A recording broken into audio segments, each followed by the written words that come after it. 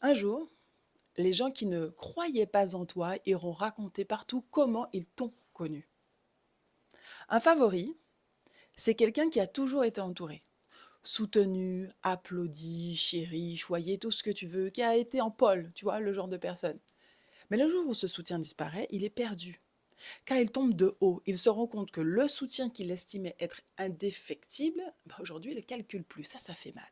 Alors qu'un outsider, lui, il a appris à traverser les épreuves seul. Il est armé pour durer. À force de s'entraîner seul dans son coin, de chercher des réponses seul ou avec très peu de gens, son cocon, j'ai envie de dire, il a appris à développer une lucidité que d'autres n'auront pas.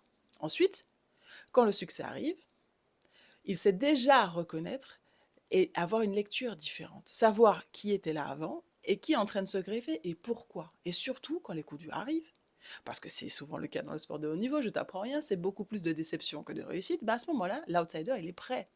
Car il a déjà appris à encaisser, il a déjà appris à rebondir, il a déjà appris à tenir même quand c'est difficile. Voilà la différence. Le favori, il peut briller fort, mais parfois s'effondrer très vite, très profondément, parce qu'il ne sait pas faire. L'outsider, lui, il construit dans la durée. Quand il atteint les sommets, il ne reste pas, tout ce qu'il a développé ne reste pas dans le sport. Les compétences qu'il a acquises, il les développe partout autour de lui. Et c'est le genre de personnes qui construisent et qui finissent par réussir tout ce qu'ils entreprennent.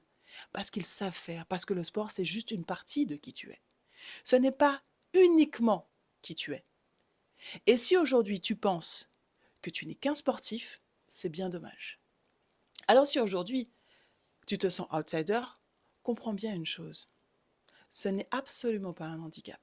Au contraire, c'est là ta plus grande force.